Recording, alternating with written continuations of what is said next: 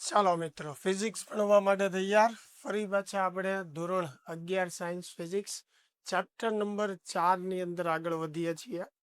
આજે આપણે સૌપ્રથમ લેક્ચરમાં ભણવાનું છે વેગમાન, જેને આપણે દર્શાવીશું E વડે. ચાલો, તો વેગમાનનું સૂત્ર જે છે એ સિમ્પલ છે. રેખીય વેગમાન એટલે દળ ગુણ્યા રેખીય વેગ, એટલે કે દળ અને વેગના ગુણાકારને વેગમાન કહેવાય. દળ અને વેગના ગુણાકારને વેગમાન કહેવાય. બરોબર છે. આના પરથી આપણે વેગમાનનો એકમ વ્યાખ્યાયિત કરવો હોય તો વેગમાનનો એકમ જે છે, દળનો એકમ શું થશે? કિલોગ્રામ. ઇન્ટુ શું છે? વેગ. વેગનો એકમ થશે મીટર પ્રતિ સેકન્ડ. એટલે વેગમાન જે છે એનો એકમ થઈ જશે કિલોગ્રામ ઇન્ટુ મીટર પ્રતિ સેકન્ડ. હવે આ એકમ જે છે એને બીજી રીતે પણ આપણે લખી શકીએ. જો આ કિલોગ્રામ ઇન્ટુ મીટર પ્રતિ સેકન્ડ છે, છેદમાં સેકન્ડ વડે ગુણી નાખવું અને અંશમાં ગુણી નાખવું, એટલે કે સેકન્ડ વડે ગુણ્યું, સેકન્ડ વડે ભાંગ્યું. હવે આ જે છે એને આપણે ન્યૂટન કહીએ છીએ. તો વેગમાનનો એકમ જે છે એ ન્યૂટન ઇન્ટુ સેકન્ડ પણ આપણે લખી શકીએ. બરોબર, એટલે અથવા ન્યૂટન ઇન્ટુ સેકન્ડ. રેડી? એનું પારિમાણિક સૂત્ર આપણે લખવું હોય, વેગમાનનું પારિમાણિક સૂત્ર, તો કેજી માટે m1, મીટર માટે L1, હવે સેકન્ડ માટે T1. એ T1 ઉપર આવશે તો -1 થઈ જશે, એટલે m1 L1 T-1 થશે. વેગમાન જે છે એ સદિશ રાશિ છે. વેગમાન સદિશ રાશિ છે. તેની દિશા વેગની દિશામાં હોય છે. હવે જો કોઈ પણ ગતિમાં વેગ જે છે એ હંમેશા સ્પર્શકની દિશામાં હોય. કોઈ પણ, હવે રેખીય ગતિ હોય તો આપણને ખ્યાલ જ છે પદાર્થ જે તરફ ગતિ કરતો હોય એ દિશામાં એની વેગની દિશા હશે. વર્તુળાકાર નિયમિત વર્તુળમય ગતિ હોય અથવા અનિયમિત આકાર હોય, તો કોઈ પણ ગતિમાં વેગ જે છે એ હંમેશા સ્પર્શકની દિશામાં હોય. સેમ એવી રીતે જે દિશામાં વેગ હશે એ જ દિશામાં વેગમાન હશે. તો આપણે એમ પણ કહી શકીએ કે ભાઈ વેગમાન જે છે અથવા રેખીય વેગમાન જે છે એ સ્પર્શકની દિશામાં હોય. તો બે માર્ગમાં આપણને એક નાનો એવો પ્રશ્ન એવો બની શકે આમાં કે ભાઈ વેગમાન એટલે શું, એનો એકમ અને પારિમાણિક સૂત્ર જણાવો. બરોબર, એટલે પહેલા મેં તમને થોડુંક સમજાવી દીધું, લખાવી દીધું. હવે પ્રશ્ન આપણો એ આવે કે ભાઈ વેગમાન વ્યાખ્યાયિત કરવું શા માટે જરૂરી છે. બરોબર, કે ભાઈ આપણી પાસે વેગ તો છે પદાર્થનો, બરોબર છે, તો શા માટે વેગ અને દળનો ગુણાકાર કરીને એક નવી રાશિ વેગમાન વ્યાખ્યાયિત કરી. હવે સમજો, દાખલા તરીકે હું તમને એવું કહું કે ભાઈ કોઈ વસ્તુનો વેગ 10 મીટર પ્રતિ સેકન્ડ છે અને કોઈ વસ્તુનો વેગ 80 મીટર પ્રતિ સેકન્ડ છે. હવે વસ્તુના નામ મેં નથી કીધા, પણ મેં તમને એવું કીધું કે બે વસ્તુ છે. એકનો વેગ 10 મીટર પ્રતિ સેકન્ડ છે, એકનો વેગ 80 મીટર પ્રતિ સેકન્ડ છે. બરોબર છે, તો બે માંથી કઈ વસ્તુને તમે રોકી શકશો. બરોબર, પ્રશ્ન આપણો શું છે કે બે માંથી તમે કઈ વસ્તુને રોકી શકશો. હવે રોકવા માટે શેની જરૂર પડે? બળની. બરોબર છે, એટલે બળનો અંદાજ વેગ ઉપરથી આવે છે કે નહીં એ આપણે ચેક કરીએ છીએ કે ભાઈ મેં વેગ તમને બે પદાર્થને આપી દીધા છે, તો હવે તમે 100% કહી શકો કે ભાઈ કયા પદાર્થને તમે રોકી શકશો? પાક્કું 100% આ વેગ ઉપરથી. ઘણાના મનમાં એમ થતું હશે કે હા સાહેબ, આ 10 મીટર પ્રતિ સેકન્ડ વાળો જે પદાર્થ છે એને આપણે રોકી દઈએ. હવે રોકવા માટે મેં કીધું એમ બળની જરૂર પડે, એટલે તમે તરત વિચારશો કે વેગ ઓછો છે તો ઓછું બળ લગાડવું પડશે, તો આપણે એને રોકી શકીએ. બરોબર છે. હવે આમાં જો તમને નામ કહી દઉં, ધારો કે આ 10 મીટર પ્રતિ સેકન્ડ વાળી જે વસ્તુ છે એ ટ્રેન છે અને આ જે છે એ ધારો કે કોઈ નાનું એવું રમકડું છે એવું કઈ, ભલે રમકડાનો વેગ એટલો બધો ન હોય પણ આપણે કહીએ અત્યારે, બરોબર છે. તો હવે તમે વિચાર કરો છો તો જવાબ બદલાઈ જાય, તમારે બદલાઈ જશે ને. આને રોકવા તો કોઈ નહીં જાય, બરોબર છે, ભાગી જવું પડે ત્યાંથી. એટલે આ જે વેગ છે એની ઉપરથી એક્ઝેક્ટ આપણને આઈડિયા ન આવે કે બળ કેટલું લગાડવું, પણ જ્યારે મેં તમને એનું નામ કીધું એ પદાર્થની ટ્રેન, તો ખબર પડી કે ટ્રેન તો બહુ મોટી હોય. હવે ફિઝિક્સની ભાષામાં વાત કરીએ તો ટ્રેનનું દળ બહુ વધારે હોય. એટલે દળ જ્યારે તમે જાણો છો ત્યારે તમારો જવાબ બદલાઈ ગયો. એટલે એનો અર્થ એવો થયો કે કોઈ પદાર્થ પર કેટલું બળ લગાડવું કે કેટલું બળ લાગે છે એનો અંદાજ એકલા વેગ ઉપરથી ન આવે, બરોબર. તમે એનું દળ જાણતા હો અને વેગ જાણતા હો ત્યારે તમે પરફેક્ટ બળનો અંદાજ લગાડી શકો. જેમ કે આ રમકડું છે તો હવે તમે કહી શકો કે આ સાહેબ રોકી લઈએ, નાનું એવું હોય તો એક હાથેથી પકડી લઈએ એમ. પણ હવે આ જ વસ્તુ જે છે આપણે અહીંયા એવું કીધું હોય કે બસ છે, તો આને પણ તમે ન રોકી શકો, વ્યક્તિ ન રોકી શકે એમ. કારણ કે એક તો દળ વધારે છે ને વેગ વધારે છે. તો અહીંયા બધી વસ્તુ મહત્વની છે, દળ પણ મહત્વનું છે અને વેગ પણ મહત્વનો છે. એટલે કે બળનો અંદાજ તમે ત્યારે જ લગાડી શકો કે જ્યારે તમે પદાર્થનું દળ અને વેગ બંને જાણતા હો. જો વેગ વધારે હશે અને દળ વધારે હશે તો બળ એટલું વધારે હશે, બરોબર છે.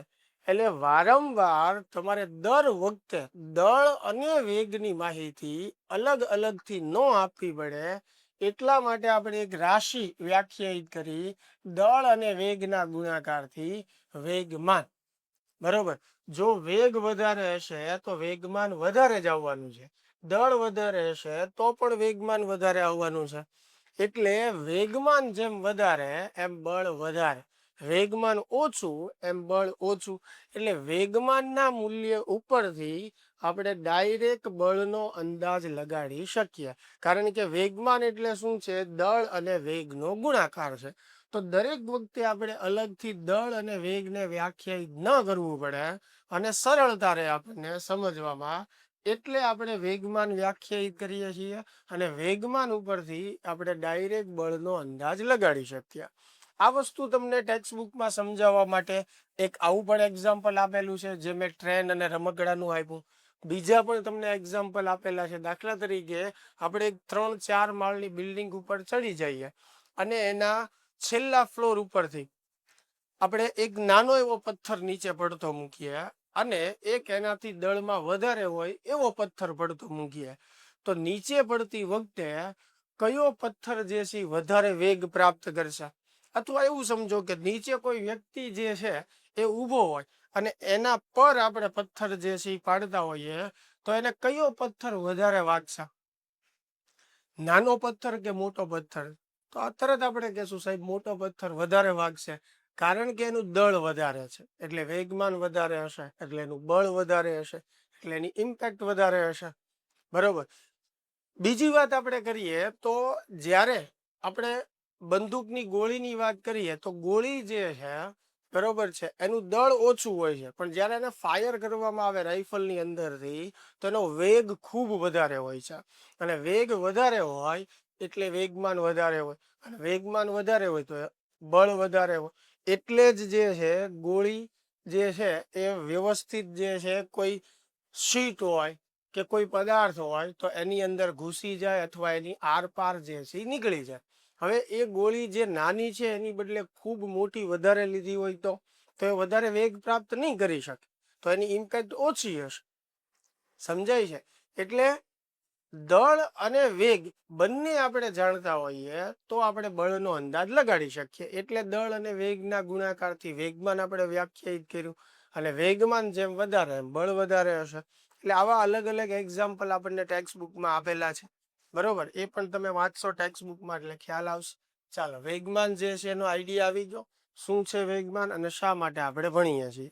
ચાલો, એની પછી આપણે ભણવાનું છે મહત્વનો પ્રશ્ન, ન્યૂટનનો ગતિનો બીજો નિયમ. ચાલે, ન્યૂટનનો ગતિનો બીજો નિયમ. પ્રથમ નિયમ આપણે ભણી ગયા હતા. બીજો નિયમ શું કહે છે કે પદાર્થના વેગમાનના ફેરફારનો દર પરિણામી બળ જેટલો અને પરિણામી બળની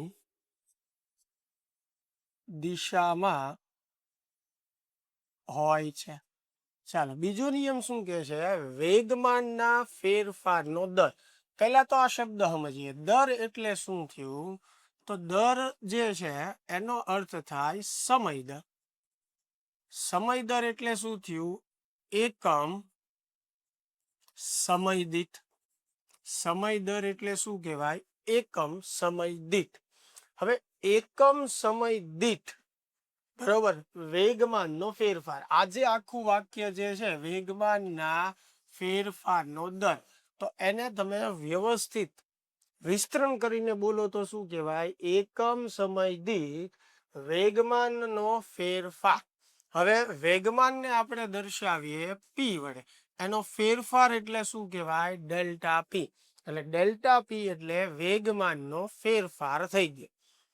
હવે એકમ સમય દીઠ એટલે વેગમાનના ફેરફારને આપણે સમય વડે ભાંગવો પડશે. એટલે ડેલ્ટા ટી વડે ભાંગી નાખીએ તો વેગમાનના ફેરફારનો દર.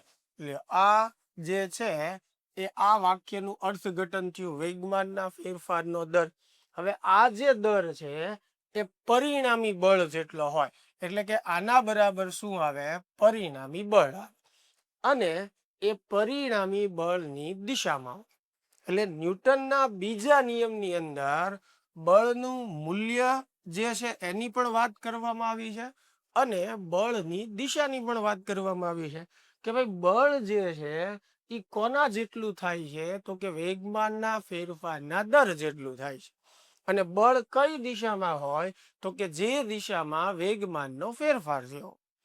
બરોબર. એટલે ન્યૂટનનો બીજો નિયમ બળનું મૂલ્ય અને દિશા બંને વ્યાખ્યાયિત કરીને આપે છે. પ્રથમ નિયમ જ્યારે આપણે ભણ્યા ત્યારે એમાં વાત કરી હતી. પ્રથમ નિયમ બળની વ્યાખ્યા આપે છે. એમાં બળના મૂલ્ય અને દિશા વિશેની કોઈ ચર્ચા નથી. તો બળના મૂલ્ય અને દિશાની વાત ક્યાં આપણને જોવા મળે છે? બીજા નિયમમાં જોવા મળે છે. એટલે બીજો નિયમ બળનું મૂલ્ય અને દિશાને રજૂ કરે છે. અને શું કહેવા માંગે છે કે બળ જે છે એનું મૂલ્ય વેગમાનના ફેરફારના દર જેટલું હોય છે. અને જે દિશામાં વેગમાનમાં ફેરફાર થયો હોય એ દિશામાં બળ લાગેલું હોય. હવે સમજો કે દાખલા તરીકે કોઈ પદાર્થ જે છે એ v બરાબર 70 મીટર પ્રતિ સેકન્ડ જેટલા વેગથી આ દિશામાં ગતિ કરે છે. હવે થોડો સમય થાય પછી એનો વેગ 90 મીટર પ્રતિ સેકન્ડ થઈ જાય છે. એ જ દિશામાં પદાર્થ જે છે એ જાય છે અને એનો વેગ 90 મીટર પ્રતિ સેકન્ડ થઈ ગયો. તો વેગ વધ્યો. વેગ ક્યારે વધે? તો આપણને ખબર છે કે જે દિશામાં પદાર્થ ગતિ કરતો હોય એ જ દિશામાં તમે બળ આપો તો વેગમાં વધારો થાય. એટલે એનો અર્થ એવો થયો કે વેગનો જે ફેરફાર છે એ આ દિશામાં છે. અને જે દિશામાં વેગમાં ફેરફાર હોય એ જ દિશામાં વેગમાનમાં ફેરફાર થાય. અને જે દિશામાં વેગમાનમાં ફેરફાર થયો હોય એ જ દિશામાં બળ લાગ્યું હોય. તો બીજો નિયમ આપણને એ જ સમજાવવા માંગે છે. હવે જો પદાર્થનો વેગ ઘટ્યો હોય, દાખલા તરીકે આનો વેગ 70 મીટર પ્રતિ સેકન્ડ છે, એમાંથી એનો વેગ જે છે આગળ જતા 40 મીટર પ્રતિ સેકન્ડ થઈ ગયો. તો હવે વેગ ઘટ્યો. વેગ ક્યારે ઘટે? તો કે ગતિની વિરોધી દિશામાં બળ તમે આપો તો. એટલે એનો અર્થ એવો થયો કે ગતિની વિરોધી દિશામાં બળ લાગ્યું છે. હવે વિરોધી દિશામાં બળ લાગે એટલે વેગ ઘટે. તો વેગનો ફેરફાર આ દિશામાં થશે ડેલ્ટા વી. બરોબર. અને જે દિશામાં વેગનો ફેરફાર હોય એ દિશામાં આપણને વેગમાનનો ફેરફાર મળશે ડેલ્ટા પી. તો ડેલ્ટા પી આ બાજુ છે તો બળ પણ એ જ બાજુ હોય. જે અગાઉ મેં કીધું કે વેગ ઘટે છે તો ગતિની વિરોધી દિશામાં બળ લાગ્યું હોય. તો આપણને એ જ કહેવા માંગે છે કે જે દિશામાં વેગમાનમાં ફેરફાર થયો હોય એ દિશામાં બળ લાગેલું હોય, બરોબર છે. અથવા બળ તમે જે દિશામાં લગાડો એ દિશામાં વેગમાનમાં ફેરફાર થાય, એમ પણ તમે કહી શકો. હવે આ જ સૂત્ર જે છે એ તમે આમ પણ લખી શકો, એફ બરાબર ડેલ્ટા પી ના છેદમાં ડેલ્ટા ટી. તો આને એવી રીતે પણ તમે યાદ રાખી શકો કે ભાઈ સમયની સાપેક્ષે વેગમાનનું આપણે વિકલન કરીએ તો બળ આપણને મળશે. એટલે એફ બરાબર ડેલ્ટા પી ના છેદમાં ડેલ્ટા ટી. હવે અહીંયા અલગથી આપણે ડેલ્ટા પી સમજી લઈએ. ડેલ્ટા પી એટલે વેગમાનનો ફેરફાર, અંતિમ વેગમાન માઇનસ પ્રારંભિક વેગમાન. હવે P2 એટલે અંતિમ વેગમાન. વેગમાનનું સૂત્ર થાય દળ ગુણ્યા વેગ, બરોબર છે. તો અંતિમ વેગને V2 કહીએ. સેમ એવી રીતે અહીંયા P1, તો P1 એટલે એ પણ વેગમાન, તો એનું સૂત્ર પણ દળ ગુણ્યા વેગ. પણ પ્રારંભિક વેગ આપણે V1 કહીએ. હવે બંને વખતે દળ તો સરખું જ રહેવાનો છે ને, એકનો એક પદાર્થ હોય તો દળ કાંઈ બદલાવાનું નથી. હવે એમ જે છે એને આપણે બહાર કાઢી લઈએ, તો આને લખી શકો V2 માઇનસ V. તો આ વેગમાનનો ફેરફાર છે, અલગ અલગ રીતે આપણે એને લખી શકીએ. ચાલો હવે આ સૂત્રને આપણે આગળ વધારીએ તો F બરાબર આપણે લખી શકીએ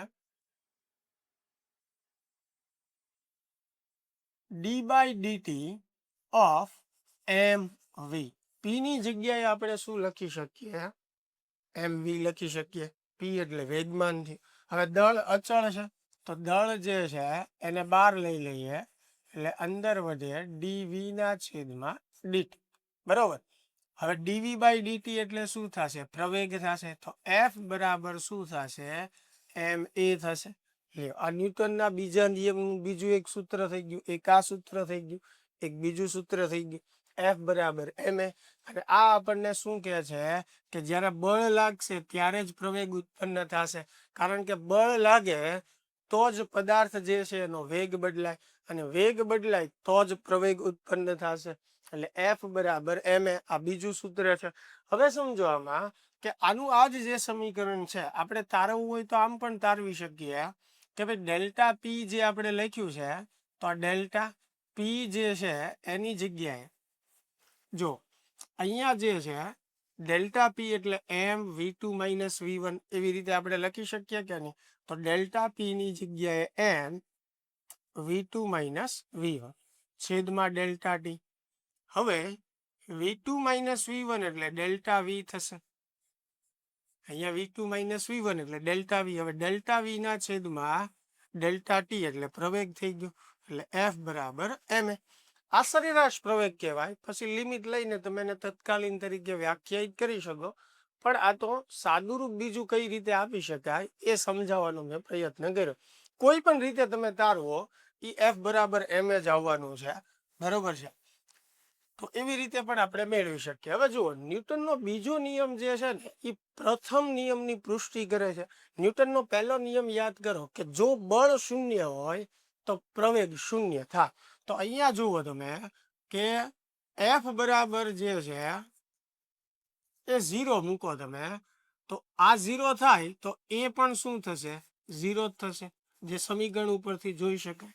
એટલે ન્યૂટનનો બીજો નિયમ જે છે એના પહેલા જ નિયમનું સમર્થન કરે છે કે ભાઈ પહેલા નિયમમાં કીધું હતું કે બળ 0 હોય તો પ્રવેગ જે છે એ 0 હશે, અને બીજા નિયમ ઉપરથી આપણે સાબિત કરી શકીએ અથવા તો બતાવી પણ શકીએ છીએ. ખ્યાલ આવે છે? હવે બળ સદિશ રાશિ છે તો એને ઘટકો પણ હોય, અમુક સંજોગોમાં એક્સ ઘટકો, વાય ઘટકો. તો જ્યારે આપણે જરૂર પડે ત્યારે એને ઘટક સ્વરૂપે પણ લખી શકીએ. તો એક્સ દિશા માટે આપણે એક્સ દિશાના વેગમાનનો ફેરફાર લેવાનો હોય, અથવા તો એક્સ દિશાનો આપણે પ્રવેગ લેવાનો હોય.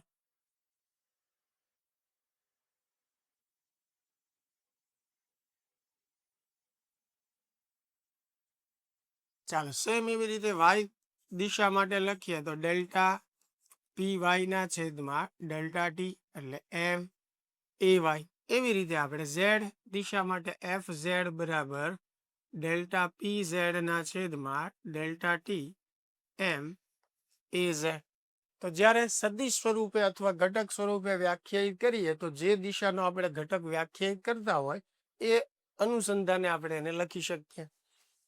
અગાઉ પણ મેં તમને કીધું હતું, ફરીને મિત્રો તમને યાદ કરાવું છું, ન્યૂટનના 3 નિયમો ખૂબ મહત્વના છે. એક્ઝામની દ્રષ્ટિએ પણ ખૂબ મહત્વના છે. મોટા ભાગના કેસમાં સ્કૂલ એક્ઝામમાં તમને આ 3માંથી એક પ્રશ્ન જે છે એ મોટા ભાગે જોવા મળશે. એટલે ખાસ આપણે વ્યવસ્થિત પાકા કરી નાખવાના છે. ચાલો, આ જે છે એ બીજા નિયમની વાત થઈ. હવે એની પછી આપણે એક નાનો એવો કોન્સેપ્ટ શીખીએ, એ છે બળનો આઘાત અથવા આઘાતી બળ, અથવા એને ખાલી આઘાત પણ તમે કહી શકો. બરાબર, બળનો આઘાત અથવા તો આઘાતી બળ.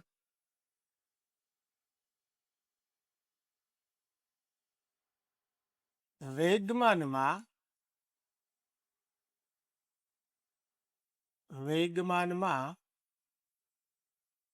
નિશ્ચિત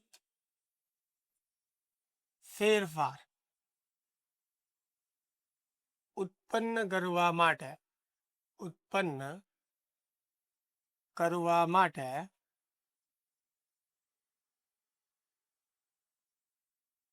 ટૂંકા સમય ગાળામાં લાગતા મોટા બળનો આઘાત કહેવાય. શું લખ્યું છે મેં કે વેગમાનમાં નિશ્ચિત ફેરફાર ઉત્પન્ન કરવા માટે ટૂંકા સમયગાળામાં જે મોટા મૂલ્યનું બળ લાગે છે એને કહેવાય બળનો આઘાત. ઘણા કેસ એવા હોય મિત્રો કે જેમાં બળ અને સમયનો અલગથી ગણતરી કરવી જે છે મુશ્કેલ હોય. જેમ કે મારા હાથમાં કોઈ દડો હોય અને હું એને દિવાલ સાથે અથડાવું, તો દિવાલ અને દડાનો સંપર્ક સમય જે છે ખૂબ ઓછો હશે. બરોબર છે, તો આ કેસમાં બળની ગણતરી અને સમયની ગણતરી અલગથી કરવી જે છે એ ખૂબ મુશ્કેલ પડે. એટલે આવા કેસની અંદર વેગમાનનો ફેરફાર એટલે કે બળ અને સમયનો ગુણાકાર એને ગણવામાં આવે. એટલે તમે આમ પણ કહી શકો કે બળ અને સમયના ગુણાકારને બળનો આઘાત કહેવાય. બળ અને સમયના ગુણાકારને, જેમ કે ન્યૂટનનો બીજો નિયમ F બરાબર ડેલ્ટા પી ના છેદમાં ડેલ્ટા ટી. તો આ સમયને બળ સાથે ગુણી નાખું તો બળ ગુણ્યા સમય થઈ ગયું, બરાબર આવશે ડેલ્ટા પી. એટલે આ જે છે એને કહેવાય બળનો આઘાત. અને આ જે બળનો આઘાત છે એ કોના બરાબર છે? વેગમાનના ફેરફાર બરાબર છે. એટલે બળનો આઘાત એટલે બીજું કાંઈ નથી, વેગમાનનો ફેરફાર છે. એટલે જ્યારે ટૂંકા ગાળામાં મોટા મૂલ્યનું બળ લાગતું હોય ત્યારે વેગમાનના ફેરફાર ઉપરથી આપણે બળનો આઘાત ગણી શકીએ. જ્યારે આપણે દડાને દિવાલ પર ઘા કરીએ તો દિવાલ અને દડાનો સંપર્ક સમય ખૂબ ઓછો હશે, પણ દડો કેટલા વેગથી જાય છે અને કેટલા વેગથી પાછો આવે છે એ બંને વેગની ગણતરી સરળ પડે. અને એ વેગના આધારે વેગમાનનો ફેરફાર ગણી શકાય. અને વેગમાનનો ફેરફાર એટલે એને શું કહેવાય? બળનો આઘાત કહેવાય. બરોબર, એટલે ઇન શોર્ટ આપણે એવું યાદ રાખી શકીએ કે જ્યારે બળ અને સમયને અલગથી ગણવું મુશ્કેલ છે ત્યારે બળ અને સમયના ગુણાકારને ગણવામાં આવે, જેને વેગમાનનો ફેરફાર કહેવાય અથવા એને બળનો આઘાત કહેવાય. તમે એને આઘાતી બળ પણ કહી શકો છો. એનો એકમ જે છે વેગમાનનો જે એકમ થશે એ જ બળના આઘાતનો એકમ જે છે એ થશે. સમજી શકો છો, એફ ડેલ્ટા ટી બરાબર ડેલ્ટા પી જ છે. ક્લિયર આટલી વાત? હવે આના આધારે આગળ આપણે સમજવાનું છે ન્યૂટનનો ગતિનો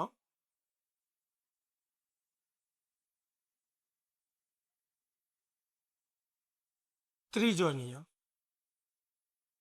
ચાલો, હવે ત્રીજો નિયમ શું કહે છે કે દરેક ક્રિયાબળને હંમેશા સમાન મૂલ્યનું અને વિરોધી દિશાનું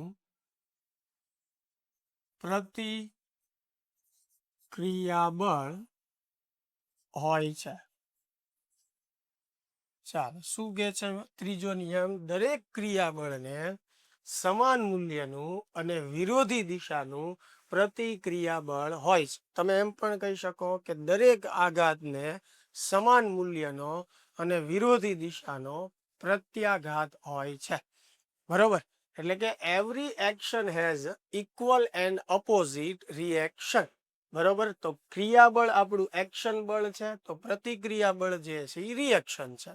તમે આઘાત અને પ્રત્યાઘાત એમ પણ શબ્દ વાપરી શકો, અથવા આપણી એનસીઆરટી ટેક્સ્ટ બુક પ્રમાણે ક્રિયાબળ અને પ્રતિક્રિયાબળ એમ પણ શબ્દ વાપરી શકો. ખ્યાલ આવે છે? તો ન્યૂટનના ત્રીજા નિયમ મુજબ કહેવાનું એ છે કે ક્યારેય બળ જે છે એકલું હોતું નથી, બળ હંમેશા જોડમાં લાગે છે. સમજો, દાખલા તરીકે આ દિવાલ અથવા જે બોર્ડ છે એની ઉપર આપણે ઢીકો મારીએ તો આપણને એવું લાગે કે ભાઈ ફક્ત આપણે દિવાલને મારી રહ્યા છીએ, તો એવું નથી. દિવાલ વડે આપણા હાથ ઉપર પણ વાગશે, અને આપણને ખ્યાલ જ હોય કે દિવાલ સાથે જ્યારે હાથ આપણે ભટકાડીએ તો દિવાલ જે છે એટલું જ બળ આપણા ઉપર લગાડશે, અને જેટલો જોરથી તમે હાથ ભટકાડશો એટલું વધારે હાથ ઉપર વાગશે. કારણ કે જેટલું ક્રિયા બળ હશે એટલું સામું પ્રતિક્રિયા બળ જે છે એ ઉત્પન્ન થશે. બરોબર, હવે એમાં જરૂરી નથી કે બે પદાર્થનો સંપર્ક થાવ. બે પદાર્થનો સંપર્ક થતો હોય તો પણ આવી જ રીતે બળ લાગે, અને જો બે પદાર્થનો સંપર્ક ન થતો હોય તો પણ આવી જ રીતે બળ લાગે.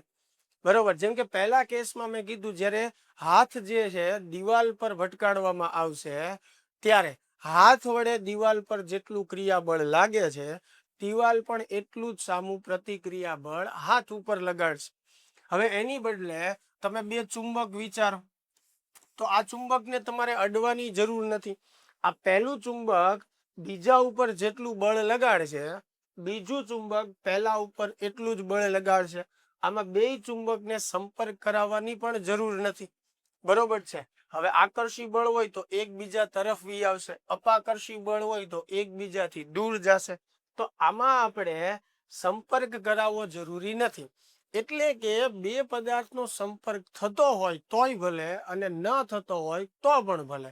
પણ જ્યારે તમે એવું કહો છો કે પહેલા પદાર્થ વડે બીજા ઉપર બળ લાગે છે, ત્યારે બીજો પદાર્થ પહેલા પર એટલું જ બળ લગાડતો હોય, પણ વિરોધી દિશામાં.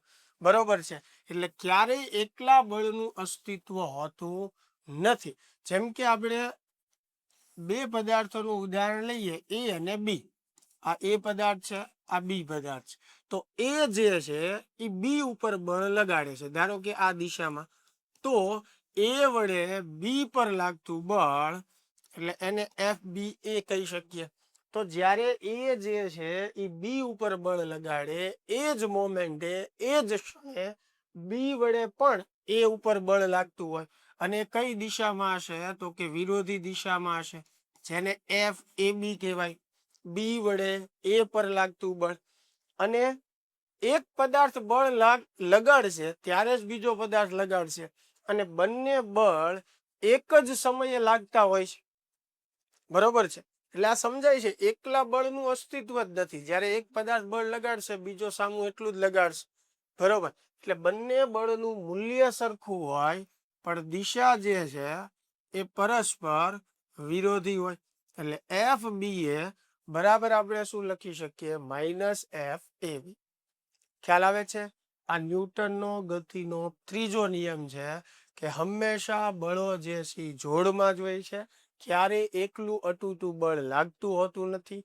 એક પદાર્થ જ્યારે બીજા પદાર્થ પર બળ લગાડે છે, એ જ મોમેન્ટે બીજો પદાર્થ પહેલા પર પણ બળ લગાડતો હોય છે, અને આ બંને બળો જે છે એ સમાન મૂલ્યના હોય છે, અને દિશા પરસ્પર કેવી હોય છે? વિરોધી હોય છે. ખ્યાલ આવે છે? આ આખું ન્યૂટનના ગતિના ત્રીજા નિયમનું અર્થઘટન થયું, જેને આપણે અહીંયા એક વાક્યમાં લખેલું છે. બરોબર, હવે સમજો કે અમુક મુદ્દાઓ જે છે આમાં ખાસ આપણે મગજમાં રાખવાના છે ન્યૂટનના ગતિના ત્રીજા નિયમ માટે. સૌથી પહેલી વાત કે અહીંયા પહેલો શબ્દ જે છે એ ક્રિયાબળ છે, અને બીજો શબ્દ જે છે પ્રતિક્રિયા બળ છે. એટલે આપણને એવું થાય કે પહેલા ક્રિયાબળ લાગે પછી પ્રતિક્રિયાબળ લાગે, એવી વાત નથી. એક જ ક્ષણે બંને સાથે લાગતા બળો છે. જે સમયે ક્રિયાબળ લાગી રહ્યું હોય એ જ સમયે જે છે એ પ્રતિક્રિયાબળ લાગી રહ્યું હોય. આ એક મુદ્દો ખાસ, જેમ કે હાથને જ્યારે તમે દિવાલ સાથે ભટકાડશો તો હાથ જ્યારે દિવાલને ટચ થશે ત્યારે ક્રિયાબળ લાગશે અને એ જ સમયે પાછું સામું પ્રતિક્રિયાબળ લાગશે. એટલે એમાં કોઈ સમયનો ડિફરન્સ નથી, બંને એક સાથે લાગતા બળો છે. પહેલી વાત એ. બીજી વાત કે એવું જરૂરી નથી કે પહેલા જે લાગે એને ક્રિયાબળ કહેવું અને પછી જે લાગે એને પ્રતિક્રિયાબળ, કેમ કે બંને સાથે જ લાગે છે. તો કોઈ પણ એકને તમે ક્રિયાબળ ગણી શકો અને બીજાને એની સાપેક્ષે પ્રતિક્રિયાબળ. જેમ કે હાથને આપણે દિવાલ સાથે ભટકાડીએ તો હું એવું માનું કે પહેલું જે મેં પ્રક્રિયા કરી એની માટે ક્રિયાબળ અને પછી જે થાય પ્રતિક્રિયાબળ. તો અગાઉ જ મેં કીધું બંને સાથે થતી ઘટના છે, બંને સાથે થતા બળ લાગતા બળો છે. એટલે હું હાથ વડે જે દિવાલ ઉપર બળ લાગે છે એને ક્રિયાબળ કહું, તો દિવાલ વડે મારા હાથ ઉપર જે બળ લાગે છે એને મારે પ્રતિક્રિયાબળ કહેવાનું. અથવા એનાથી ઉલટું કે હાથ વડે દિવાલ ઉપર જે લાગે છે એને હું પ્રતિક્રિયાબળ કહું, તો હવે દિવાલ જે હાથ ઉપર બળ લગાડશે એને મારે ક્રિયાબળ કહેવું પડશે. બરોબર? એટલે કોઈ અહીંયા એવો નામનો ભેદ નથી કે પહેલા ક્રિયાબળ જ કહેવાનું પછી પ્રતિક્રિયાબળ. બેમાંથી એકને ક્રિયાબળ કહી શકો, એની સાપેક્ષે બીજાને પ્રતિક્રિયાબળ. આ મુદ્દો ક્લિયર થાય છે. બીજી વાત કે આ બંને બળો જે છે એક જ મોમેન્ટે લાગતા હોય તો ઘણીવાર આપણે એવું વિચારીએ કે સાહેબ બંને બળો જે છે સમાન મૂલ્યના છે અને પરસ્પર વિરોધી દિશાના છે, તો એનો અર્થ એવો થયો કે પરિણામી બળ જે છે એ શૂન્ય થઈ ગયું. તો આવું અર્થઘટન કરવાનું નથી. જ્યારે હું બીની ગતિનું વર્ણન અથવા તો બીનો જે ફેરફાર છે એનો અભ્યાસ કરતો હોઉં તો બી ઉપર બળ કોણ લગાડે છે? એ લગાડે છે. તો એ મોમેન્ટે મારે ફક્ત એ વડે જે બળ લાગે છે એની જ ગણતરી કરવાની છે.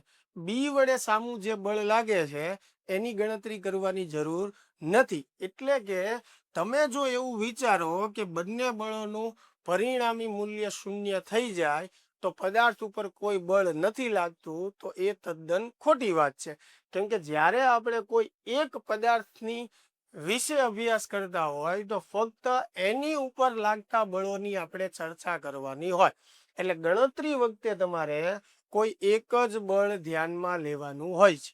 બંને બળનો સરવાળો કરીને પરિણામી બળ શૂન્ય થાય એવું ધ્યાનમાં લેવાનું નથી.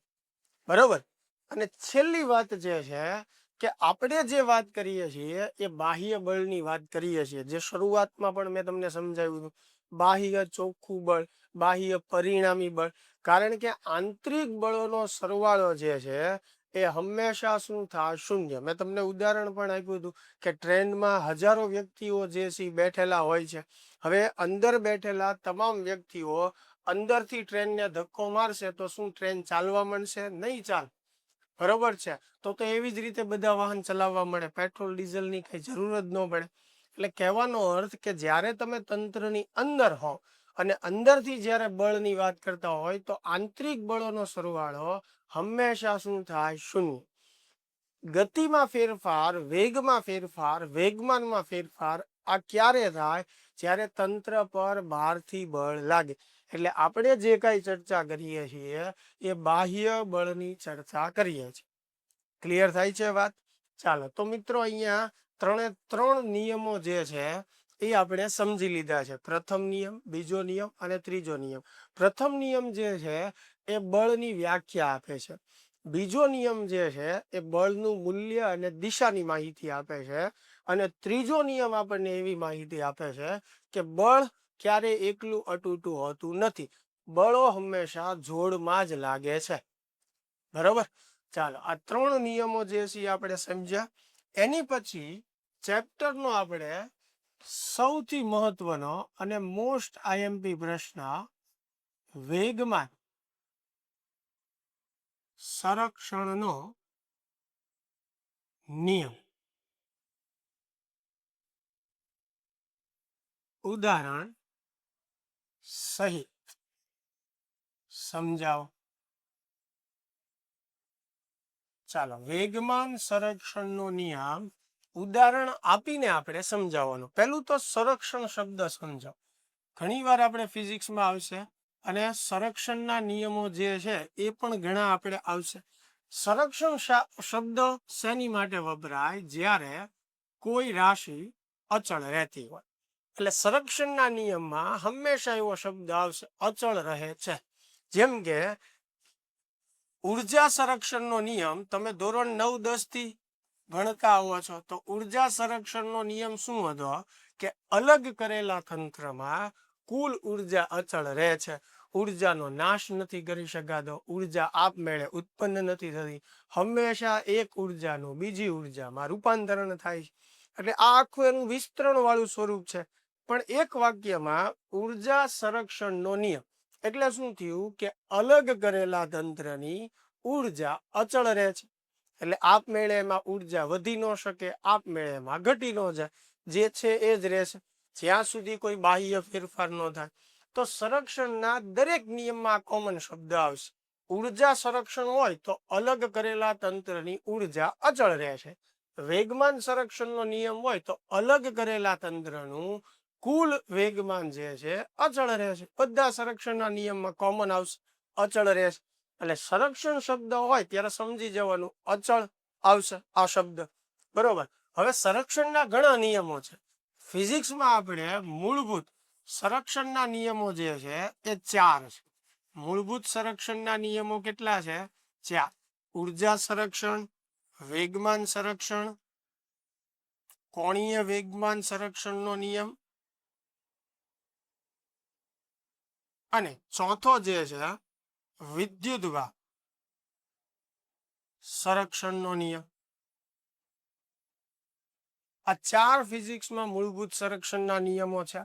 આગળના ચેપ્ટરની અંદર આપણે ઉર્જા સંરક્ષણનો નિયમ જે છે આવશે.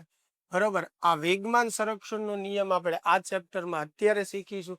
અને કોણીય વેગમાન સંરક્ષણનો નિયમ જે છે એ ચાક ગતિ અને દ્રવ્યમાન કેન્દ્ર વાળું ચેપ્ટર છે એની અંદર આવશે. એટલે આ ત્રણેય સંરક્ષણના નિયમો આપણે ધોરણ 11 ની અંદર જે છે ભણી જવાના છે. વિદ્યુતભાર સંરક્ષણનો જે નિયમ છે એ આપણે ધોરણ 12 ની અંદર ભણીશું. ચાલો, તો બધા નિયમમાં સેમ વાત આવશે કે અચળ રહે છે. અલગ કરેલા તંત્ર માટે આ રાશિ અચળ રહે. સંરક્ષણના નિયમમાં આ કોમન શબ્દ હશે. તો વેગમાન સંરક્ષણનો નિયમ હવે તમને સમજાઈ ગયો હશે. બરોબર, કે શું કહેવા માંગે અથવા એનું વાક્ય શું હશે? કે અલગ કરેલા તંત્રનું કુલ વેગમાન અથવા રેખીય વેગમાન, કુલ વેગમાન અચળ રહે છે. બરોબર. આને તમે આમ પણ લખી શકો, તંત્રનું કુલ પ્રારંભિક વેગમાન, અથવા આમ લખીએ ઈઝી, તંત્રનું પ્રારંભિક વેગમાન બરાબર તંત્રનું અંતિમ વેગમાન. જો અહીંયા કોઈ એક પદાર્થની વાત નથી. શેની વાત છે? તંત્રની વાત છે. હવે તંત્રમાં એક પદાર્થ પણ હોઈ શકે, બે પદાર્થ પણ હોઈ શકે, ત્રણેય હોય ને એનથી વધારે હોય. આપણે વેગમાન લેવાનું છે સમગ્ર તંત્રનું. બરોબર. અચળ રહેશે એટલે એનો અર્થ એવો થયો કે શરૂઆતમાં જેટલું વેગમાન હોય, ધારો કે શરૂઆતમાં 0 હશે તો અમુક સમય બાદ પણ 0 હશે. ધારો કે શરૂઆતમાં 10 હશે તો અમુક સમય બાદ પણ 10 જ હશે. જો શરૂઆતમાં 20 હશે તો અમુક સમય બાદ પણ 20 હશે. અચળનો અર્થ 0 થાય એવું લઈ લેવાનું નથી. અચળ એટલે શરૂઆતમાં જેટલું હશે પછી પણ અમુક સમય પછી પણ એટલું જ રહેશે. બરોબર. હવે એ સમજવા માટે આપણે એક એક્ઝામ્પલ લઈએ. ધારો કે એક પદાર્થ છે, આનું દળ એમ, શરૂઆતમાં આનો વેગ જે છે એ v1 છે. બરોબર. હવે કોઈ કારણોસર આનો વેગ જે છે એ બદલાઈ ગયો અને ધારો કે એનો વેગ v1 પ્રાઇમ થઈ ગયો. બરોબર. તો પદાર્થ એનો જ છે એટલે દળ બે વખતે સરખું જ રહેવાનું, પણ વેગ બદલાય છે. તો આ તંત્રમાં એક જ પદાર્થ છે. તો તંત્રનું પ્રારંભિક વેગમાન, આ આખું તંત્ર છે. તો પ્રારંભિક વેગમાનનું સૂત્ર થાય દળ ગુણ્યા વેગ, એટલે m ગુણ્યા v1 બરાબર તંત્રનું અંતિમ વેગમાન. આ જે છે એની અંતિમ સ્થિતિ છે. તો દળ ગુણ્યા વેગ એટલે m v1 પ્રાઇમ. તો આવી રીતે આપણે આ નિયમ જે છે લાગુ પાડી શકીએ. બરોબર છે. તંત્રનું પ્રારંભિક વેગમાન બરાબર તંત્રનું અંતિમ વેગમાન. પણ હવે સમજો કે આમાં જે મેં એક પદાર્થ લીધો એની બદલે બે પદાર્થ છે. એકનું દળ m1 એનો વેગ v1, પછી બીજાનું દળ જે છે m2 એનો વેગ જે છે v2. હવે આ બે અથડાણા બરોબર છે, સંઘાત થયો કોઈ પણ કારણોસર, થોડો સમય રહીને આ બંને પદાર્થો જે છે એના વેગ બદલાઈ જાય છે. પહેલા પદાર્થનો વેગ v1 પ્રાઇમ થઈ જાય છે, બીજા પદાર્થનો વેગ જે છે v2 પ્રાઇમ. તો આ જે તંત્ર છે એ બે પદાર્થનું તંત્ર છે. ધ્યાનથી તમે જુઓ, બે પદાર્થનું તંત્ર છે.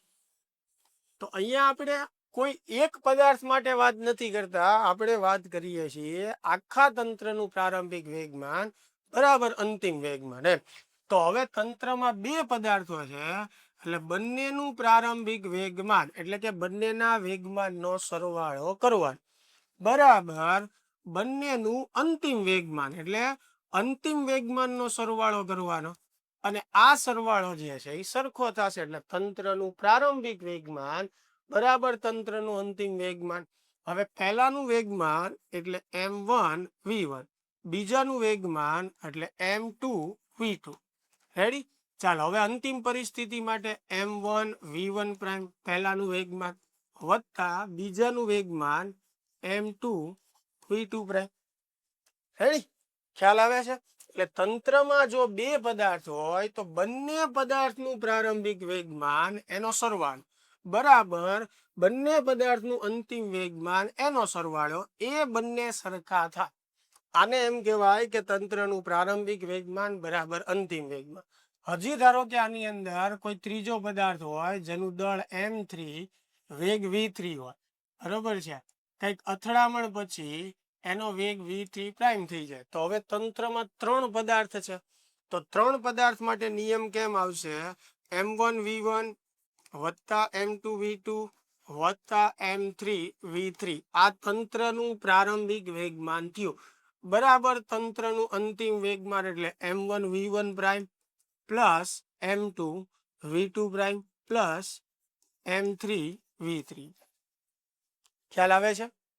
ચાલો બીજું એક એક્ઝામ્પલ આપું. ધારો કે અહીંયા કોઈ આપણે બોમ્બ જે છે એ મૂકેલો છે અને આ બોમ્બ જે છે સ્થિર છે. હવે સ્થિર છે તો અત્યારે એનું વેગમાન શું થાય? 0. ટાઈમ સેટ કરેલો છે આપણે એમાં, પણ બોમ્બ જે છે અહીંયા સ્થિર છે તો વેગ એનો 0 થયો. વેગ 0 તો વેગમાન 0.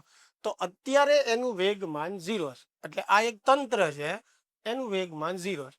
હવે બોમ્બ ફૂટે છે, ફાટે છે, એના લીધે એના અલગ અલગ દિશામાં ત્રણ ટુકડાઓ જે છે એ ફેલાય છે. પહેલા ટુકડાનું વેગમાન p1, બીજાનું p2, ત્રીજાનું p3. તો આ તંત્ર માટે નિયમ કેમ લાગુ પડશે? તંત્રનું પ્રારંભિક વેગમાન એટલે કે pi બરાબર તંત્રનું અંતિમ વેગમાન એટલે કે pm. હવે પ્રારંભિક વેગમાન કેટલું છે? 0 બરાબર. હવે તંત્રના ત્રણ ટુકડા થઈ ગયા, ત્રણ અલગ પદાર્થમાં વહેંચાઈ ગયો. તો અંતિમ વેગમાન એટલે ત્રણેય ટુકડાના વેગમાનનો સરવાળો. એ કોના જેટલો થશે? પ્રારંભિક વેગમાન જેટલો. એટલે કે શરૂઆતમાં આનું વેગમાન 0 હતું, તો પછી પણ આ ત્રણેય જે પદાર્થ ટુકડા જે થયા છે એના વેગમાનનો સરવાળો પણ 0 થશે. ખ્યાલ આવે છે? જો આ બોમ્બ જે છે આપણે ઘા કર્યો હોય અને એનું વેગમાન જે છે એ 10 હોય ન્યૂટન ઇન્ટુ સેકન્ડ, અને પછી ફૂટે અને ત્રણ ટુકડામાં વહેંચાઈ જાય, તો પ્રારંભમાં આ તંત્રનું વેગમાન કેટલું હતું? 10 ન્યૂટન ઇન્ટુ સેકન્ડ. તો આ ત્રણેય ટુકડાના વેગમાનનો સરવાળો કરો એ કેટલો થશે? 10 ન્યૂટન ઇન્ટુ સેકન્ડ જ થશે. એટલે કે પ્રારંભિક વેગમાન બરાબર અંતિમ વેગમાન. સમગ્ર તંત્રની વાત કરીએ છીએ. તમે અહીંયા એવું ન કરી શકો કે આ 3 પદાર્થનું આખું તંત્ર છે તો એવી રીતે ન કરી શકો આનું વેગમાન બરાબર આનું વેગમાન અથવા આનું વેગમાન બરાબર આનું વેગમાન, એ એનું ખોટું અર્થઘટન છે. આપણે વાત થાય છે આખા તંત્રની, એટલે જેટલા તંત્રમાં પદાર્થ હોય એનો સરવાળો. હવે શરૂઆતમાં તમે એના વેગમાનનો સરવાળો લ્યો એટલે પ્રારંભિક વેગમાન થઈ ગયું. અમુક પ્રક્રિયા પછી એના વેગમાનનો સરવાળો લ્યો એટલે એ અંતિમ વેગમાન થઈ ગયું. અને એ જે છે હંમેશા કેવું હોય? સમાન. ખ્યાલ આવે છે? ચાલ હવે આપણે એક એક્ઝામ્પલ દ્વારા જે છે આને સમજીએ. આ તો મેં મારી રીતે તમને ઉદાહરણ જે છે આપ્યા કે આવી રીતે વેગમાન સંરક્ષણનો નિયમ જે છે એ લાગુ પાડવાનો છે. બરોબર છે.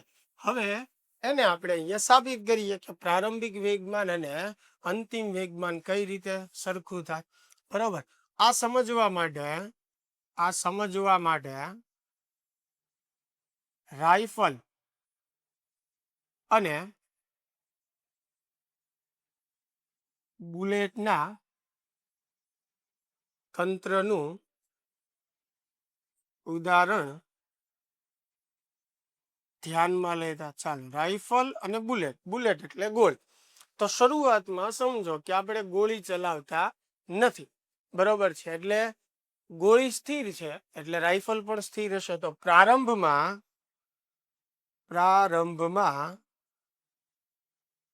રાઇફલ અને બુલેટના તંત્રનું વેગમાન 0 છે. એટલે કે પીઆઈ બરાબર 0 આખા તંત્રનું. કેમ કે ગોળી આપણે નથી ચલાવતા તો ગોળી સ્થિર છે. ગોળી સ્થિર છે તો રાઇફલ પણ સ્થિર રહેશે. એટલે બંનેનો વેગ 0, બંનેનું વેગમાન 0. એટલે બેયના વેગમાનનો સરવાળો કરીએ તો આન્સર 0 જ આવે. એટલે શરૂઆતમાં આખા તંત્રનું વેગમાન કેટલું થાય? 0 થશે. હવે આપણે ગોળી ચલાવીએ છીએ. ધારો કે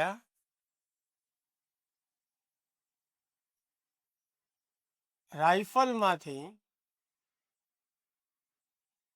બુલેટ ચલાવતા બુલેટને મળતું વેગમાન એફ ડેલ્ટા ટી જેટલું છે. એફ ડેલ્ટા ટી જેટલું છે. હવે જો આપણે બળ શીખ્યા હતા એફ બરાબર ડેલ્ટા પી ના છેદમાં ડેલ્ટા ટી. તો ડેલ્ટા પી એટલે શું થશે? એફ ઇન્ટુ ડેલ્ટા ટી થશે. તો વેગમાન જે છે એફ ઇન્ટુ ડેલ્ટા ટી લખી શકું. તો મેં અહીંયા એ જ લખ્યું છે કે જ્યારે આપણે રાઇફલનું ટ્રિગર જે છે પ્રેસ કરીએ એટલે એમાંથી બુલેટ ફાયર થશે અને બુલેટને મળતું વેગમાન ધારો કે એફ ડેલ્ટા ટી જેટલું છે. તો જ્યારે બુલેટ ચાલશે એટલે કે રાઇફલમાંથી બહાર નીકળશે એટલે બુલેટને આગળ તરફ ધક્કો લાગશે. હવે ન્યૂટનના ગતિના ત્રીજા નિયમ પ્રમાણે જ્યારે કોઈ ક્રિયાબળ લાગે તો સામું શું લાગે? પ્રતિક્રિયાબળ. એટલે બુલેટ આગળની તરફ ફાયર થશે ત્યારે રાઇફલને ધક્કો ક્યાં લાગશે? પાછળની તરફ, જેને રિકોઇલ કહેવાય. બરોબર. તો રાઇફલને મળતું વેગમાન કેટલું થશે? આથી રાઇફલને મળતું વેગમાન માઇનસ એફ ડેલ્ટા ટી થશે. કારણ કે જેટલું ક્રિયાબળ લાગે સામું એટલું જ પ્રતિક્રિયાબળ લાગે પણ વિરોધી દિશામાં. એટલે રાઇફલના વેગમાનમાં પણ એટલો જ ફેરફાર થશે પણ વિરોધી દિશામાં. એટલે આપણે માઇનસ સંજ્ઞા લખી છે. તો હવે આ તંત્રનું કુલ વેગમાન, જેને તંત્રનું આપણે અંતિમ વેગમાન કહીએ પી એફ ફાઇનલ, તો શું થશે? બેયના વેગમાનનો સરવાળો કરવાનો. એટલે F delta T minus F delta T. વાત સમજાય છે? શરૂઆતમાં બંને સ્થિર હતા એટલે આખા તંત્રનું વેગમાન 0 થાય. હવે આપણે ટ્રિગર પ્રેસ કર્યું એટલે બુલેટ આગળની તરફ જે છે એને ધક્કો લાગશે એટલે ફાયર થશે. ત્યારે રાઇફલ જે છે એને પાછળની તરફ ધક્કો લાગશે. બુલેટને મળતું વેગમાન એફ ડેલ્ટા ટી હોય તો રાઇફલને મળતું વેગમાન માઇનસ એફ ડેલ્ટા ટી થશે. હવે મારે આખા તંત્રનું વેગમાન જોતું હોય તો બુલેટ અને રાઇફલના વેગમાનનો સરવાળો કરવો પડે. તો બેયનો સરવાળો કરીએ તો જવાબ જે છે એ શું થઈ જશે? 0 થઈ જશે. બરોબર છે. તો હવે તંત્રનું પ્રારંભિક વેગમાન અને અંતિમ વેગમાન જે છે એ સમાન થાય. આવું વેગમાન સંરક્ષણનો નિયમ કહે છે. તો પ્રારંભમાં તંત્રનું વેગમાન શું હતું? 0. તો અંતિમ સ્થિતિમાં પણ તંત્રનું વેગમાન શું થયું? 0 થયું. ફરીને કહું છું મિત્રો કે વેગમાન અચળ રહે એટલે એનો અર્થ એવો નથી લેવાનો કે વેગમાન શરૂઆતમાં પણ 0 હોય અને પછી પણ 0 હોય, એટલે કે હંમેશા 0 હોય એવો અર્થ નથી કરવાનો. એનો અર્થ એવો છે, અચળનો અર્થ શું થયો કે શરૂઆતમાં 0 હશે તો પછી પણ 0 હશે. શરૂઆતમાં 10 ન્યૂટન ઇન્ટુ સેકન્ડ હશે તો પછી પણ 10 ન્યૂટન ઇન્ટુ સેકન્ડ મળશે. બરોબર, એટલે પ્રારંભમાં જેટલું હોય એટલું અંતિમ સ્થિતિમાં મળે. આ વેગમાન સંરક્ષણનો નિયમ છે. ખ્યાલ આવે છે? હવે આની અંદર મિત્રો બે પ્રશ્નો છે. પહેલો પ્રશ્ન આ આપણો જે મોસ્ટ આઈએમપી છે, મહત્વનો છે કે વેગમાન સંરક્ષણનો નિયમ ઉદાહરણ આપીને સમજાવો. હવે બીજો જે પ્રશ્ન છે કે વેગમાન સંરક્ષણના નિયમનો ઉપયોગ દર્શાવતું ઉદાહરણ આપો. હવે ઉપયોગ દર્શાવતું ઉદાહરણ એટલે કે એ નિયમને આપણે કઈ રીતે એપ્લાય કરવાનો છે અથવા કઈ રીતે આપણે એનો ઉપયોગ કરી શકીએ એવું ઉદાહરણ આપો. જેમ કે શરૂઆતમાં મેં આ નિયમ લખ્યો, ત્યારબાદ મેં તમને 1 પદાર્થ, 2 પદાર્થ અને 3 પદાર્થ તંત્રમાં લઈ નિયમ કેમ એપ્લાય કરવાનો એ શીખવાડ્યું. તો એનું જ ઉદાહરણ થયું કે વેગમાન સંરક્ષણના નિયમનો ઉપયોગ કઈ રીતે કરી શકાય એ ઉદાહરણ આપો. તો એ મેં તમને ઉદાહરણ આપીને જ સમજાવ્યું. બરોબર છે. છતાં પરીક્ષામાં આપણને જ્યારે પૂછાય છે ત્યારે ખાસ ધ્યાન રાખવાનું છે, વેગમાન સંરક્ષણનો નિયમ ઉદાહરણ સહિત પૂછ્યો હોય તો આ જ લખવાનો છે. પણ જો આપણને એવું પૂછે કે વેગમાન સંરક્ષણનો નિયમનો ઉપયોગ દર્શાવતું ઉદાહરણ આપો, તો એ જે છે એ અલગ પ્રશ્ન છે અને એની ચર્ચા જે છે આપણે નેક્સ્ટ લેક્ચરમાં કરીશું. ચાલો, અહીંયા સુધીનું આ લેક્ચરમાં ખૂબ વ્યવસ્થિત જોઈ લેજો. કોઈ જગ્યાએ અડકો તો ખાસ જે છે મને જણાવશો. ચાલો મળીએ તો નેક્સ્ટ વિડીયોમાં.